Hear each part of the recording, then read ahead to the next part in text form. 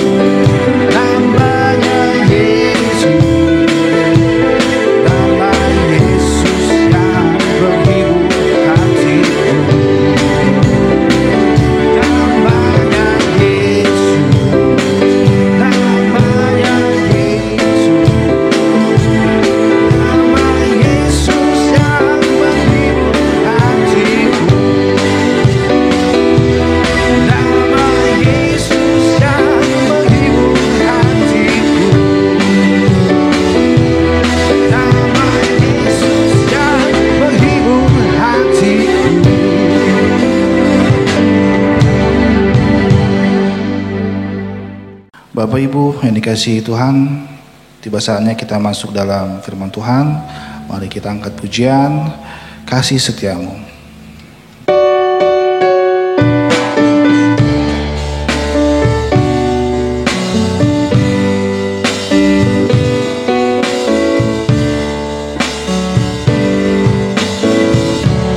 Kasih setiamu yang ku rasakan lebih tinggi dari langit biru. Kebaikanmu yang kau nyatakan lebih dalam dari lautan. Berkat-Mu yang telah ku terima, sempat membuatku terpesona.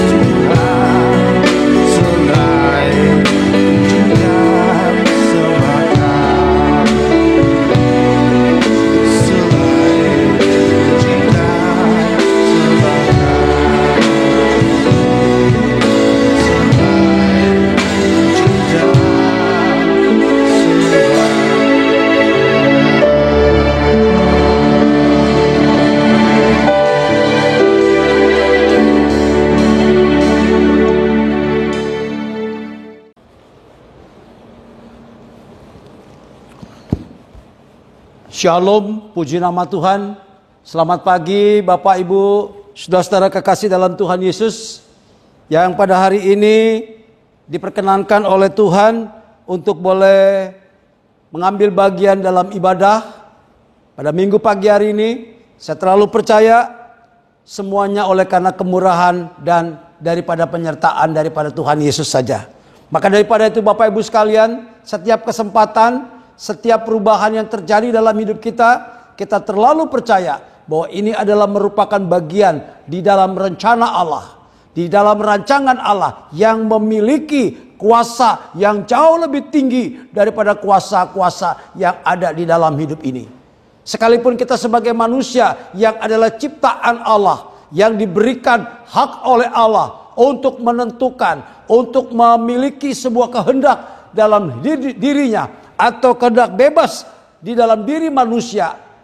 Namun kita sama-sama harus menyadari bahwa keberadaan manusia di dalam dunia ini, saudara dan saya sampai pada hari ini, semuanya adalah merupakan bagian di dalam rancangan dan kehendak Allah. Sudah barang tentu Allah mempunyai rencana, Allah mempunyai program, Allah mempunyai tujuan akan setiap kehadiran dan keadaan daripada kita sekalian sampai pada saat ini. Jadi kesimpulan sementara bagi saya, ketika Allah memiliki rencana dan rancangan dalam hidup manusia, berarti Allah memiliki kuasa, Allah memiliki otoritas, Allah memiliki sebuah kehendak bagi manusia, terlebih bagi orang-orang yang percaya kepada Tuhan kita Yesus Kristus.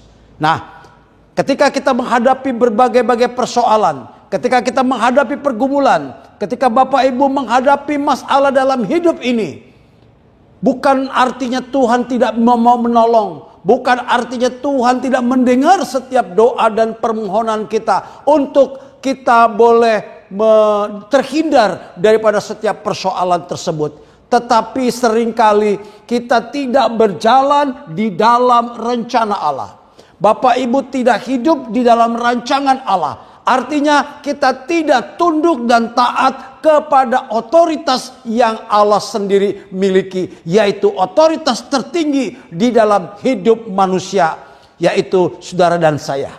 Maka daripada itu sebagai orang beriman, sebagai orang-orang yang percaya kepada Tuhan Yesus pada akhir zaman ini, marilah kita boleh mengenal, marilah kita boleh menyadari bahwa keberadaan saya di dunia ini adalah atas kehendak dan di bawah otoritas daripada Allah yang kami sembah di dalam Kristus Yesus. Mengapa demikian pentingnya? Ada kekuatan yang mengatur, ya, ada sebuah kuasa yang meregulasi kehidupan daripada manusia, bahkan juga kehidupan daripada alam semesta ini. Regulasi yang teratur atau perputaran peredaran yang sesuai dengan rencana Allah, sehingga menghasilkan sebuah rotasi kehidupan yang berkesinambungan, yang indah, yang selaras dengan keadaan-keadaan, dan ini boleh menjadi sebuah pemandangan dan pemandangan yang indah di dalam hidup kita masing-masing. Maka daripada itu, ketika kalau kita keluar daripada rencana Allah, keluar daripada rancangan Allah, kita tidak hidup di dalam otoritasnya Allah, maka konsekuensi logisnya akan dapat ditemui dengan berbagai-bagai persoalan, dengan berbagai-bagai masalah dalam hidup kita. Maka pada puncaknya adalah kebinasaan. Saudara-saudara kekasih dalam Tuhan, beruntung kita sudah menemukan sebuah kekuatan Allah, otoritas Allah yang disebut Injil. Inilah yang adalah kekuatan Allah. Kalau boleh saya kutip dalam sebuah ayat yang di dalam surat Roma pasal yang pertama ayat 16, ya. Pembukaan saja, Roma pertama ayat 16 yang mengatakan, sebab aku mempunyai keyakinan yang kokoh dalam Injil, karena Injil adalah kekuatan Allah yang menyelamatkan setiap orang percaya, pertama-tama orang Yahudi, tetapi juga orang Yunani. Garis bawahi perkataannya mengatakan Injil adalah kekuatan Allah yang menyelamatkan. Wow. Ini rahasia kekuatan Allah. Ini rahasia andalan kita orang percaya, yaitu di dalam kekuatan Injil itu sendiri. Maka bukan hanya sekedar Injil yang mampu memelihara, mampu menjaga kita daripada setiap intervensi kuasa dunia ini, pengaruh-pengaruh kehidupan yang sedikit banyak mengubah pola hidup kita, bahkan yang menuju kepada kebinasaan. Tetapi ada sebuah kekuatan yang mendorong, bahkan yang memimpin serta melindungi kehidupan saudara dan saya sebagai gereja Tuhan pada akhir zaman ini, yaitu kekuatan Injil. Sampai kapan? Sampai Allah menyelamatkan hidup saudara dan saya.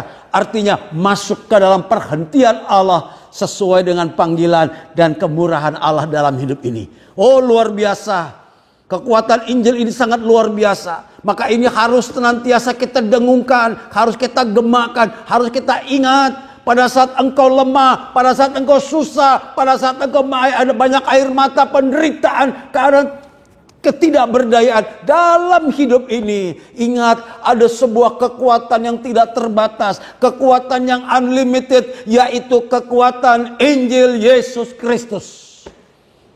Yang ada dekat di dalam hidup kita, yang ada bersama-sama di dalam hidup saudara dan saya. Namun seringkali kita mengabaikan potensi kuasa ini yang besar ini. Kita tidak gunakan dengan sebaik-baiknya atau semaksimal mungkin. Bahkan cenderung banyak orang mengabaikan atau menganggap ini hanya sebuah hal yang biasa saja, sama dengan yang lain. Orang mengatakan, saya mau katakan tidak. Tidak.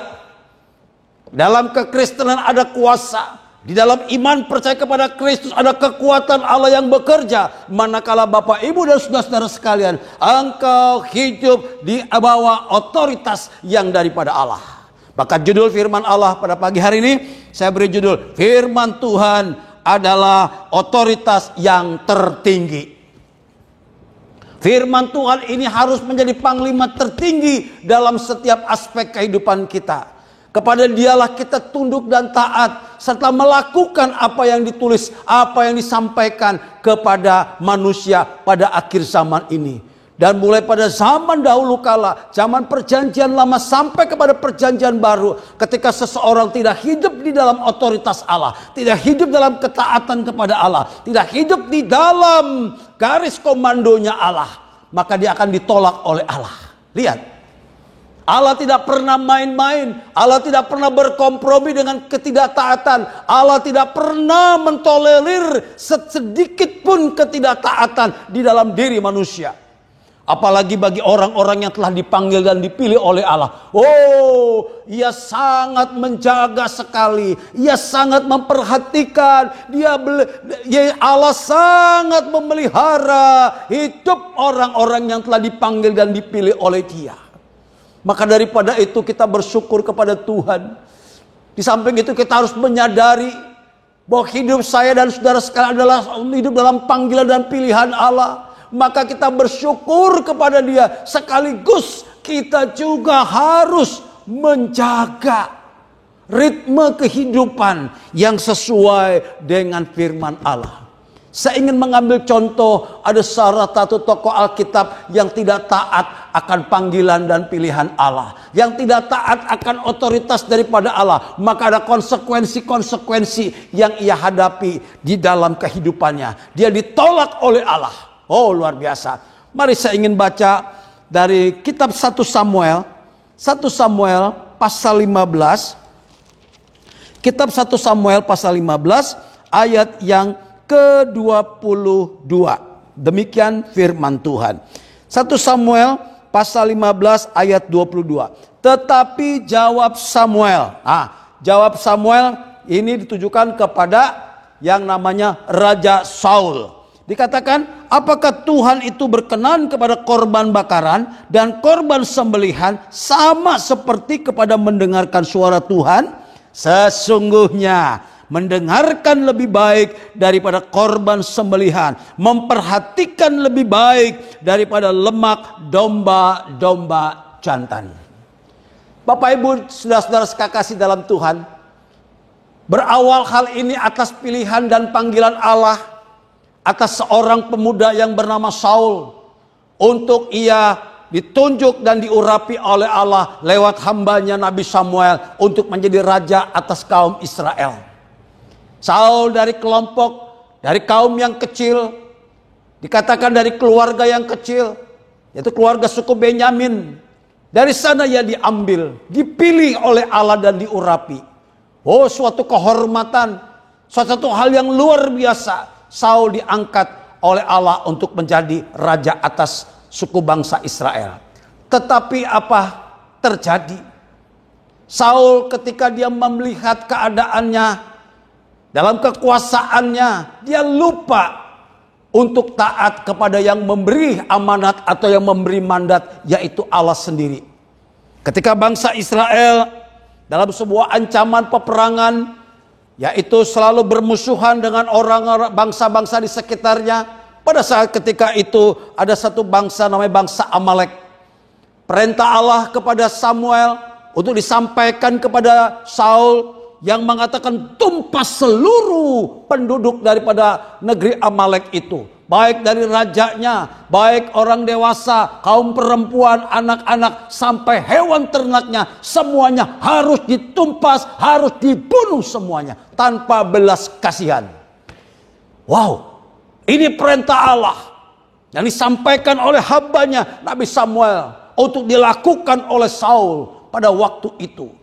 Karena ada ancaman yang selalu mengganggu ketenangan, yang selalu membuat bangsa ini tidak konsentrasi untuk dapat menyembah kepada Tuhan. Maka daripada itulah Allah memerintahkan untuk mereka melakukan. Memang Saul melakukan, ya. Saul melakukan, dia membunuh, dia memerangi bangsa Amalek. Dia kemudian membunuh orang-orang dewasa, anak-anak. Tetapi ada satu hal cacat dan celaknya. Ya, di mana Saul ketika ia melihat ada begitu banyak tawanan-tawanan, terlebih kambing domba, lembu sapi daripada bangsa Amalek yang tambun-tambun itu. Dia mulai tergoyah. Dia mulai melihat ada sesuatu sayang ini untuk dimusnahkan. Maka ia menyembunyikan atau menyelamatkan. Maka disinilah awal daripada malapetaka. Disinilah awal daripada penyimpangan hati seorang pemimpin, hati orang yang dipanggil dan dipilih oleh Allah untuk dapat dipakai oleh Allah. Ketika hati mulai menyimpang sedikit saja dengan berbagai-bagai alasan, dengan berbagai-bagai motivasi yang dikemukakan kemudian dalam dialog dengan Nabi Samuel. Kemudian Raja Saul menyelamatkan atau menyembunyikan kambing domba yang tambun-tambun serta rajanya, yaitu Raja Agag, disembunyikan atau diselamatkan, tidak taat kepada otoritas yang daripada Allah. Ketika Allah mengatakan tumpas semua tanpa terkecuali, tapi Raja Saul melakukan penyimpangan sedikit menurut kita. Kadang-kadang menurut pandangan manusia hal itu harusnya logis. Sayang Tuhan, kenapa harus ditumpas semua? Ya, sebagaimana alasan daripada Raja Saul. Tetapi itu tidak berkenan di hadapan Allah. Mengapa? Karena Allah melihat ketidaktaatan. Allah melihat ketidakjujuran daripada Raja Saul akan setiap otoritas yang daripada Allah, yang menunjuk dia sebagai raja. Bapak-bapak, ibu-ibu, saudara-saudara sekalian, banyak kali kita pun melakukan hal yang sama. Kemudian dengan mengadakan pembelaan-pembelaan. Ya, ketika kita boleh mengabaikan 1-2 ayat firman Allah. Ketika banyak orang-orang sudah mengabaikan apa yang itu kebenaran perintah daripada firman Allah. Bahkan tidak lagi menghiraukan apa yang disampaikan. Sekalipun hamba Tuhan setiap minggu lewat mimbar-mimbar gereja sudah mengingatkan, sudah memberikan hal ini kepada kita. Tetapi tanpa penghirauan yang lebih dalam lagi, mudah sekali kita melalaikan, bahkan cenderung melupakan akan hal itu. Seolah-olah ininya sebagai hiasan, firman Allah hanya sebagai referensi, sebagai penyegar pada waktu kita hadir dalam ibadah. Namun setelah itu banyak kali orang melupakan akan makna dan isi daripada kebenaran firman Allah itu sendiri. Bapak Ibu sekalian, mari kita boleh melihat lebih jauh lagi bagaimana alasan-alasan yang dikemukakan oleh Saul, yang merupakan juga sering kali kita jumpai alasan-alasan ini untuk kita membenarkan tindakan-tindakan kita akan ketidaktaatan terhadap otoritas daripada Allah. Yang pertama, saya ingin mengajak melihat bagaimana Saul mengemukakan alasannya. Nah, atau saya katakan dalam konteks ini ada ciri-cirinya. Nah, tanda-tanda bagaimana orang yang tidak taat. Oh, ada ciri-ciri orang yang tidak taat. Ada tanda-tanda orang yang tidak taat akan otoritas. Dikatakan, kalau saya boleh baca, saya boleh pinjam ayat 13 dari 1 Samuel pasal 15 ayat 13, demikian firman Allah. Ketika Samuel sampai kepada Saul, berkatalah Saul kepadanya, diberkatilah kiranya engkau oleh Tuhan, aku telah melaksanakan firman Tuhan. Lihat, dengan berani ketika Samuel datang menghampiri, setelah Saul selesai memerangi bangsa Amalek, dia memenangkan peperangan atau pertempuran tersebut. Kemudian Samuel pagi-pagi benar dia bangun, dia datang untuk menjumpai Saul, untuk melihat apakah pencapaian-pencapaian yang telah ia lakukan. Sekalipun Samuel mungkin sudah mendengar berita tentang kemenangan kerajaan Saul ini, tetapi dia ingin melihat langsung daripada apa yang terjadi pada diri pemimpin, yaitu Raja Saul. Disambut dengan sebuah keadaan sikap yang rasanya sangat rohani. Diberkatilah engkau. Wow. Diberkatilah kiranya engkau oleh Tuhan. Waduh, mudah sekali mengatakan diberkatilah engkau. Mulut keluar berkat Tuhan, tetapi lewat hati yang tidak taat. Perhatikan dalam hal ini. Ketika seseorang mudah sekali mengucapkan kalimat-kalimat firman Allah, kalimat-kalimat diberkati yang membangunkan semangat, yang memberikan dorongan-dorongan moral, yang memberikan nasihat-nasihat rohani, seolah-olah dirinya rohani. Namun itu lahir daripada ketidaktaatan di dalam kehidupan seseorang. Dan itu akan menjadi sebuah bumerang, akan menjadi sebuah senjata yang dibalikkan oleh yang memberkatinya, oleh yang menerima berkat tadi. Bukannya menjadi berkat bagi orang yang telah diucapkan blessing tadi, tetapi justru akan mengubah, berbalik kepada orang yang melepaskan itu sebagai sebuah senjata alias senjata makan tuan. Lihat, dibukakan oleh Samuel, diungkapkan oleh Samuel lewat otoritas daripada Allah yang dilakukan kepada Samuel. Ayat 14 mengatakan, tetapi kata Samuel, kalau begitu apakah bunyi kambing domba yang sampai ke telingaku dan bunyi lembu-lembu yang kudengar itu? Nah, lihat, Samuel hamba Allah yang diurapi, dia tidak bisa terkecoh dengan pujian, dengan kata-kata rohani, dengan kehidupan seseorang yang artinya merasa yang dipamerkan, dipertontonkan sebuah kehidupan yang religi. Oh, tetapi sesungguhnya yang dilihat oleh Allah lewat hambanya Nabi Samuel ada sebuah ketidaktaatan. Aku mendengar bunyi kambing domba, mendengar lembu-lembu, suaranya ku dengar. Apa yang disembunyikan, apa yang ditutup rapat-rapat di hadapan Allah, tidak ada yang tersembunyi. Bapak Ibu sekalian, seberapa jauh manusia menutupi daripada penyimpangan dan ketidaktaatannya terhadap firman Allah. Sekalipun dibungkus oleh jubah rohani, dibungkus oleh kata-kata firman Allah yang indah-indah, yang menyenangkan telinga. Sekali lagi, ketika itu keluar dari hati yang tidak taat, maka itu tidak akan menjadi berkat. Sekali lagi, bahkan akan menjadi bumerang. Dibukakan oleh Samuel. Lihat, dibukakan oleh Samuel. Ada dosa yang disembunyikan. Ya, ketidaktaatan akan firman itulah dosa yang terbesar di dalam kehidupan manusia. Bukan dosa yang dilakukan, bukan dosa-dosa perbuatan, tetapi ketika seseorang tidak taat akan firman Allah, itu adalah sumber daripada malapetaka yang terbesar dalam hidupnya. Saya ingatkan baik-baik pada pagi hari ini Bapak Ibu sekalian. Kita yang sudah hidup di zaman akhir, jangan kita berusaha untuk hidup jujur, hidup taat akan otoritas Allah.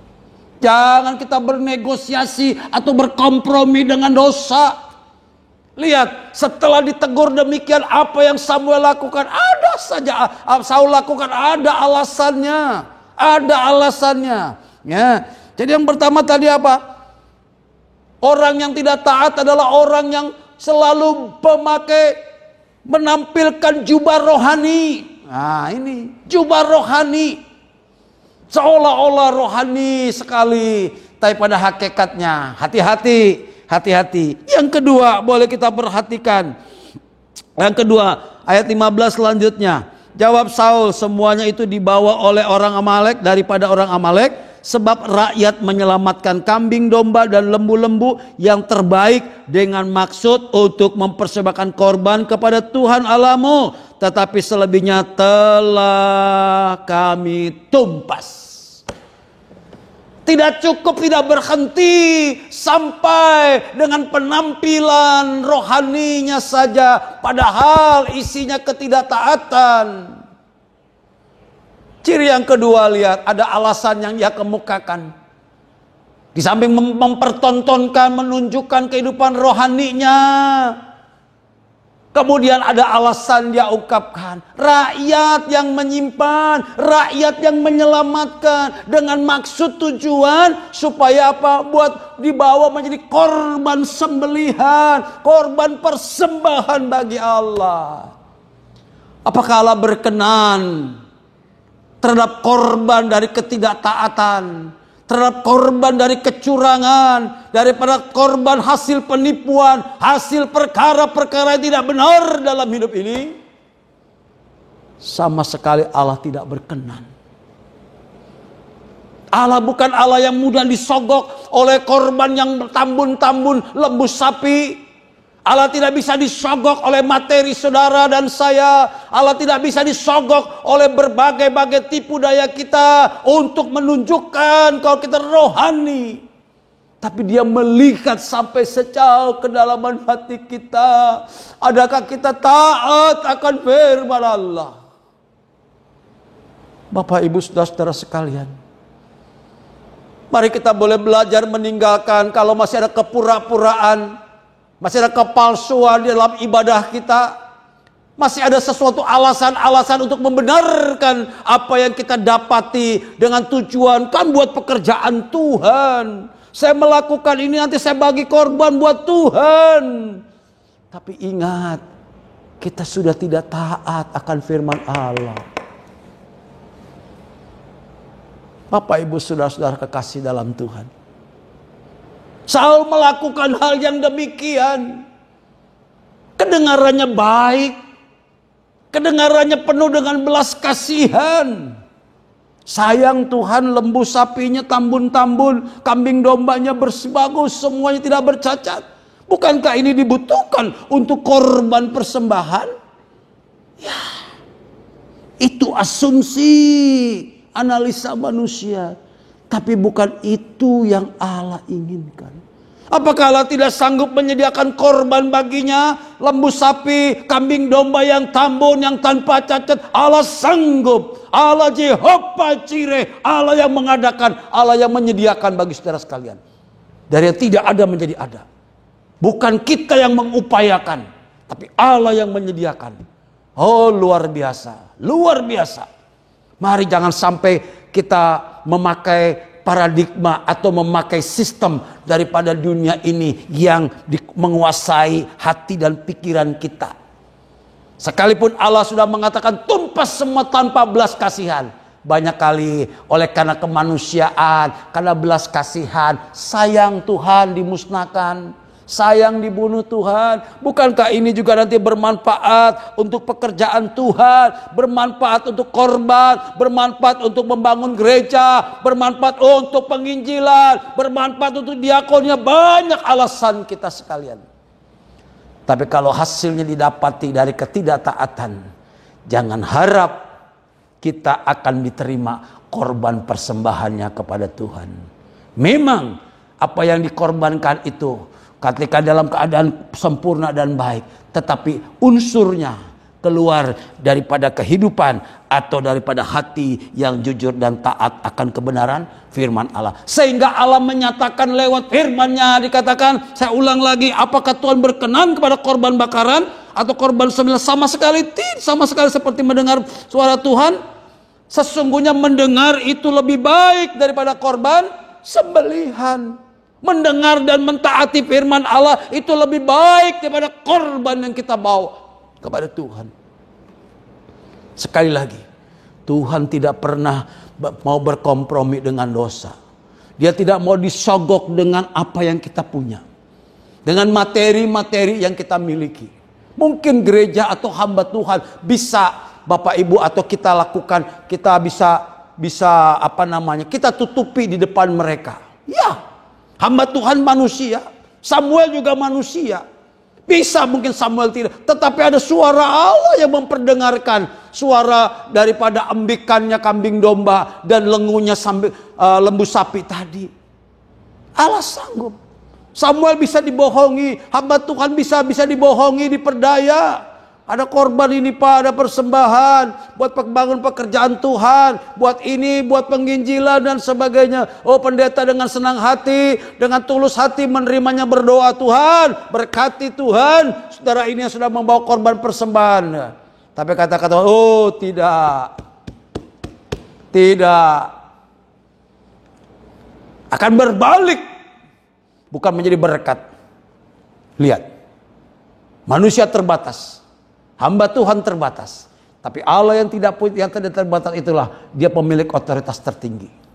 Belajar harus lahir daripada sebuah ketaatan. Apa yang kita lakukan, apa yang kita persembahkan, apa yang kita wujudkan dalam sebuah ucapan syukur harus lahir dari sebuah ketaatan kepada Allah. Nah, yang berikutnya, ciri-cirinya, yaitu tadi, suka mencari alasan. Nah, mencari alasan. Alasannya pertama tadi apa? Rakyat Tuhan, orang lain Tuhan, bukan saya. Memang. Tetapi ingat, rakyat ada di bawah otoritas pemimpin. Ketika hamba Tuhan salah mengajar jemaat, ketika hamba Tuhan salah memberikan firman Allah, ketika hamba Tuhan berkompromi dengan dosa, kemudian dilakukan juga oleh jemaat, hamba Tuhan bertanggung jawab kepada Tuhan. Rakyat mungkin ada yang mengambil 1-2 ekor, tetapi pasti dia di bawah otoritas daripada Raja Saul. Nah, ketika Bapak Ibu melakukan hal yang demikian, tanpa kita sadari, ada hal-hal yang kita sembunyikan, ada hal-hal yang kita simpangkan, kemudian dengan motivasi belas kasihan, sayang dan sebagainya, atau kemudian kita persembahkan kepada Tuhan. Ingat, ada konsekuensinya, bukan hanya bagi kita, bagi saudara, tetapi bagi orang yang mengajar juga salah. Lihat, maka daripada itu hamba Tuhan, dia harus memiliki sebuah integritas di dalam kehidupannya. Maka ucapannya atau pengajarannya akan berdampak kepada orang lain.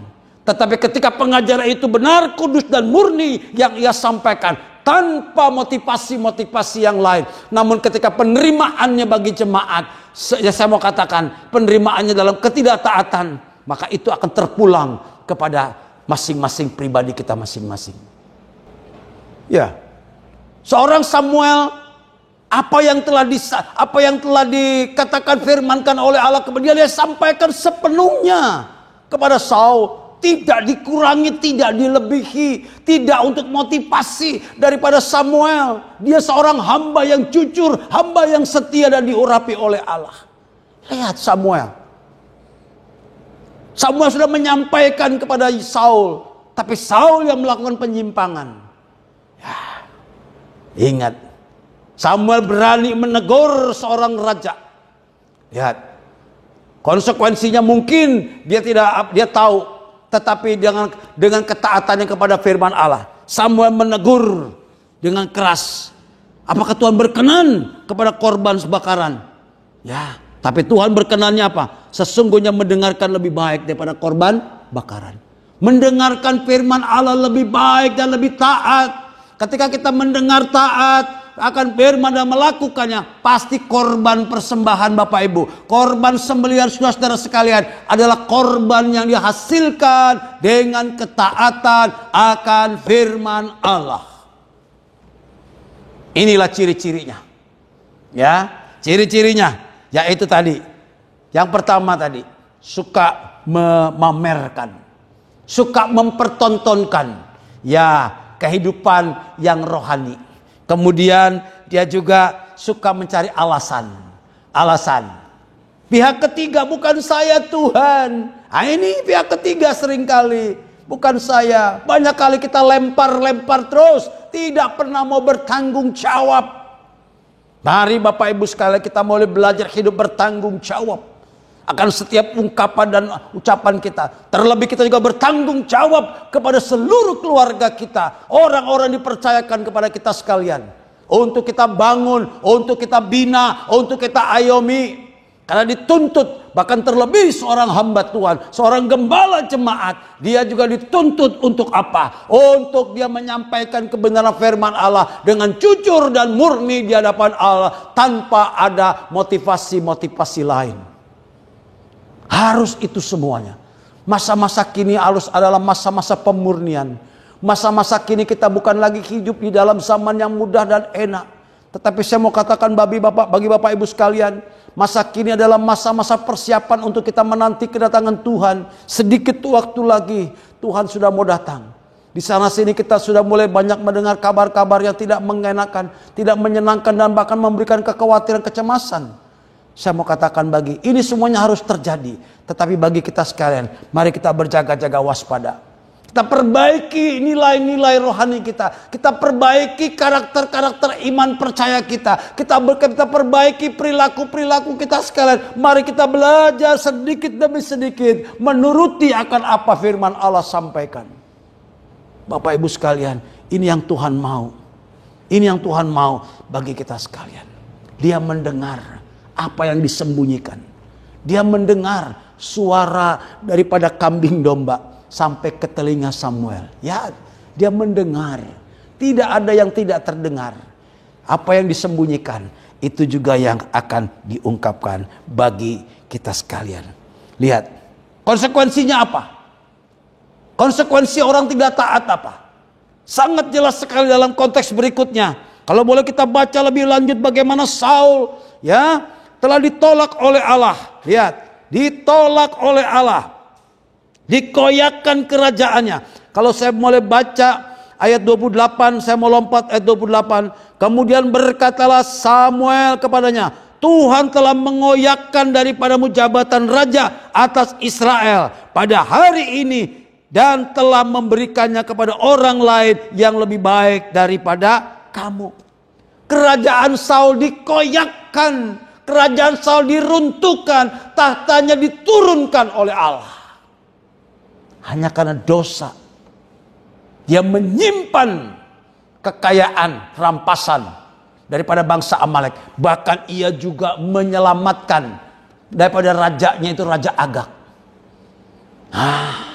Mungkin dengan alasan kemanusiaan dan sebagainya. Lihat, Tuhan. Sekalipun Saul minta ampun, lihat, minta ampun. Lihat kata-kata, kalau boleh saya baca lagi ke atas, bagaimana Saul minta ampun. Tetapi jawab Samuel, aku tidak kembali kepada Samuel. Ya, Berkatalah Saul kepada Samuel, ayat 24. Berkatalah Saul kepada Samuel, aku telah berdosa sebab telah kulangkai titah Tuhan dan perkataan-perkataanmu, tetapi aku takut kepada rakyat, karena itu aku mengabulkan permintaan mereka. Saul sudah mengakui, aku telah berdosa. Aku telah melanggar titah perintah Samuel.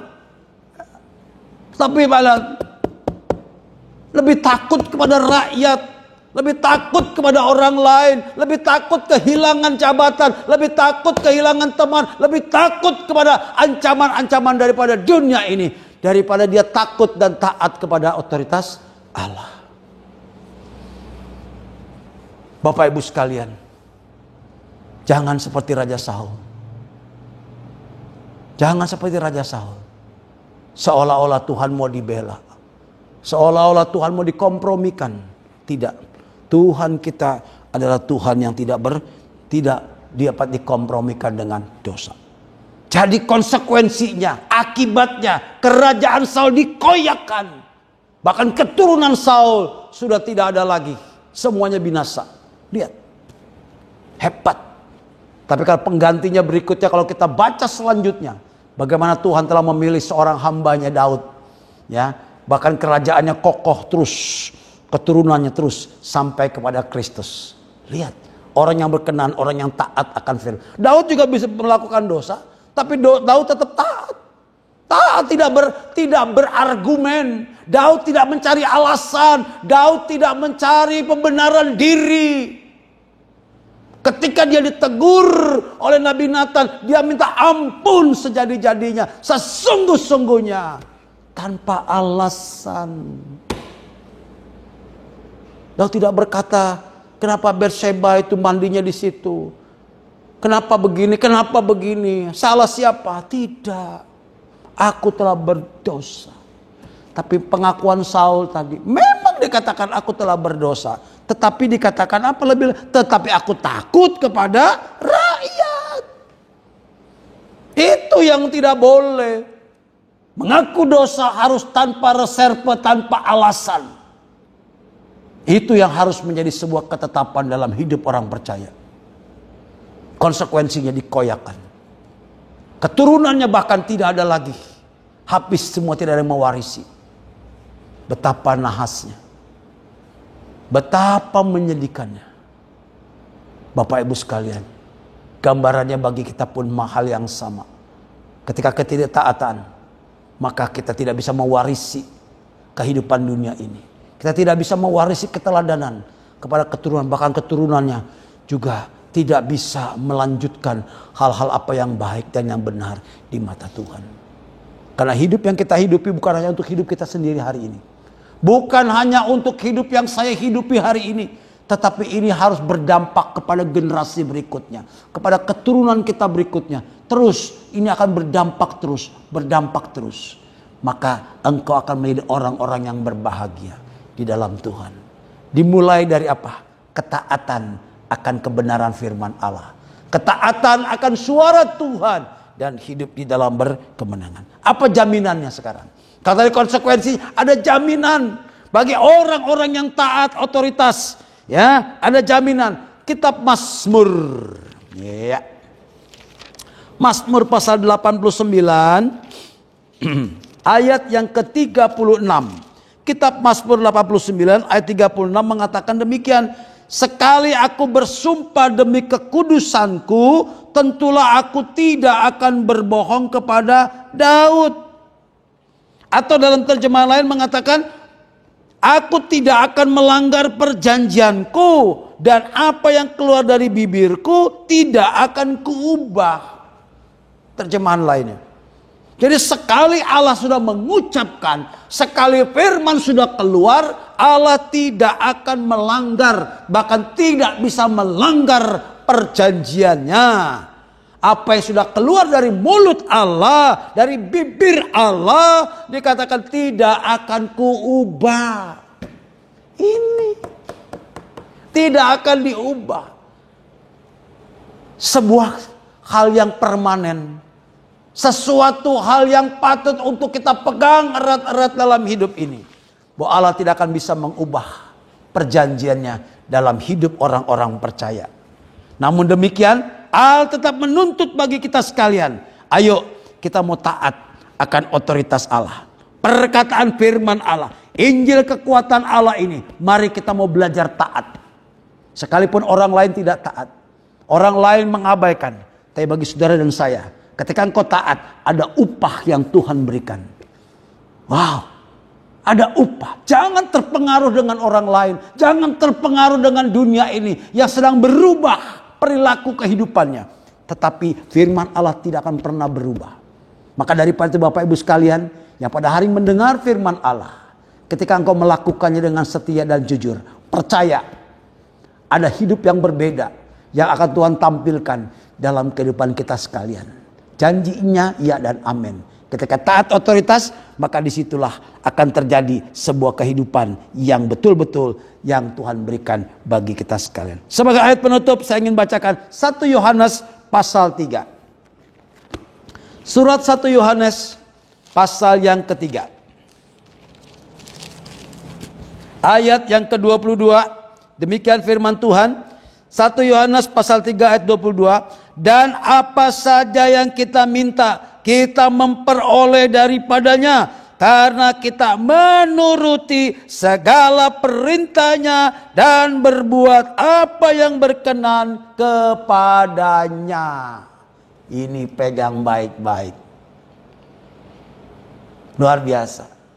Kalau Bapak Ibu dan saya menuruti perintahnya dan berbuat apa yang berkenan kepadanya. Tadi janji firman Allah mengatakan apa saja yang kita minta, kita memperoleh daripadanya. Allah yang menyediakan, Allah Jehovah Jireh, Allah Jehovah Rafa. Haleluya. Menuruti perintahnya, melakukan apa yang berkenan. Jangan seperti Raja Saul tadi, mendengar tapi tidak melakukannya, bahkan ada penyimpangan. Maka daripada itulah kita boleh belajar di tengah-tengah perubahan kehidupan, di tengah-tengah kedegilan hati manusia dan kefasikan dalam hidup manusia. Tetapi bagi Bapak Ibu sekalian yang pada hari ini mendengarkan firman Allah, Tuhan memberikan pengajaran, tetapi Tuhan mengasihi kita sekalian supaya kita hidup berkenan di hadapan Tuhan dan engkau selamat dalam hidupmu. Inilah kebenaran firman Allah yang boleh saya sampaikan secara singkat supaya menjadi berkat bagi Bapak Ibu sekalian dimanapun kita hari ini berada mengambil bagian dalam ibadah di rumah masing-masing. Saya terlalu percaya penyertaan Tuhan sungguh sempurna dalam hidup kita sekalian. Amin. Tuhan Yesus memberkati. Sekarang Bapak Ibu sekalian yang kekasih dalam Tuhan, marilah kita meneguhkan firman Allah dan mengendapkannya di dalam rohani kita masing-masing. Ketika dia diendapkan, maka dia akan bereaksi, kemudian menumbuhkan daripada iman percaya kita. Dia memberikan kekuatan, memberikan pengharapan, memberikan penghiburan, supaya hidup Bapak Ibu sekalian boleh bernilai untuk taat di hadapan Tuhan. Mari kita berdoa semua. Bapa Allah dalam sorga, terima kasih Tuhan Yesus. Ketika pada minggu pagi hari ini Tuhan memperkenankan kami sekalian untuk boleh bersama-sama mendengarkan suara kebenaran firman Allah melalui ibadah. Baik puji-pujian sudah kami lakukan Tuhan, penyembahan, semuanya adalah merupakan sebuah persembahan, korban yang kudus di hadapan Tuhan.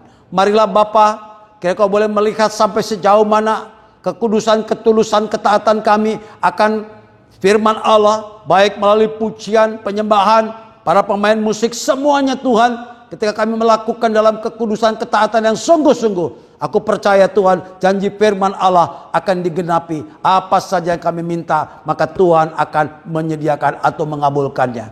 Tuhan, tolonglah kiranya kami sekalian Tuhan, untuk menjadi pelaku-pelaku firman Allah di tengah-tengah masa sukar ini, di tengah-tengah masa-masa pandemi COVID-19 ini juga Tuhan. Ajar kami Tuhan untuk tidak hanya berdiam diri Tuhan, ajar hanya untuk kami hanya termenung Tuhan, tapi ajar kami Tuhan untuk melakukan firman Allah. Terlebih menjelang kedatangan Tuhan yang kedua kali. Sehingga ada dampak-dampak yang positif. Ada hal-hal yang Allah kerjakan. Kami boleh melihat tangan Allah bekerja. Kami boleh melihat, merasakan mujizat Tuhan terjadi dalam setiap aspek kehidupan kami Tuhan. Tuhan peliharalah saudara-saudara kami sekalian Tuhan. Peliharalah jemaat Tuhan, pelihara orang-orang percaya Tuhan yang pada hari ini mendengarkan atau yang terlibat di dalam ibadah online ini Tuhan. Kau memberkati mereka dimanapun mereka berada Tuhan. Dalam setiap aktivitas kehidupan mereka diberkati Tuhan. Di tengah-tengah masa sukar sekalipun, kami mau taat akan otoritas firman Allah, maka berkat Allah akan tercurah. Terima kasih Bapa, apabila ada yang sakit juga pada hari ini Tuhan, dengan iman percaya kepada Kristus Yesus, hamba berdoa oleh kuasa darah Yesus Kristus, engkau sudah ditakhirkan, disembuhkan dalam nama Yesus, haleluya. Kuasa mujizat Tuhan masih terjadi sampai pada hari ini. Penyertaan Tuhan tidak pernah berhenti bagi orang-orang yang mengasihi Dia. Tuhan, berkati Tuhan saudara kami. Berkati juga Tuhan bangsa dan negeri kami Tuhan Indonesia. Dari mulai pemimpinnya, yaitu Bapak Presiden, Wakil Presiden, para menteri, pejabat-pejabat semua Tuhan. Supaya mereka bekerja sesuai dengan panggilannya. Mereka bekerja sesuai dengan hati nurani yang murni, yang dikuasai oleh roh Tuhan. Aku terlalu yakin Tuhan, siapapun yang memerintah negeri kami Tuhan, yang bekerja Tuhan, ketika dia dikuasai oleh roh Tuhan, maka di situ ada kebenaran, ada kebaikan, ada damai sejahtera. Sekalipun masa kini masa sukar Tuhan, baik daripada kesehatan, krisis kesehatan, krisis ekonomi, bahkan sosial, gesekan-gesekan sosial terjadi Tuhan. Hamba berdoa, Tuhan lindungi kami sekalian. Jauhkan segala dari mara bahaya, jauhkan segala yang jahat, supaya tetap kami sebagai orang percaya menjadi kesaksian dalam hidup ini. Memberkati jemaat Tuhan, memberkati gereja-gereja Tuhan, memberkati bangsa negeri kami Tuhan, supaya kami hidup dalam damai sejahtera daripada Tuhan. Sekarang, pada akhir ibadah ini Tuhan Yesus, kami mohon kiranya penyertaan Tuhan dan berkat Tuhan turun atas saudara-saudara kami yang mengambil bagian dalam ibadah di rumah masing-masing. Saudara-saudara yang sah dalam iman, marilah kita kembali kepada kehidupan kita sekalian untuk menjadi pelaku-pelaku kebenaran firman Allah. Sehingga di dalamnya kau menemukan Allah melalui berkat penyertaannya. Pulanglah kita dengan berkat Tuhan. Tuhan memberkati engkau dan melindungi engkau. Tuhan menyinari engkau dengan wajahnya dan memberikan engkau kasih karunia. Serta Tuhan menghadapkan wajahnya kepadamu, memberikan engkau damai sejahtera di dalam Tuhan kami Yesus Kristus dan persekutuan kuasa Roh Kudus menyertai kita sekalian mulai pagi hari ini sampai Tuhan Yesus datang kembali. Terpujilah nama Tuhan. Haleluya. Amin. Selamat pagi, selamat hari Minggu. Tuhan Yesus memberkati kita sekalian. Amin.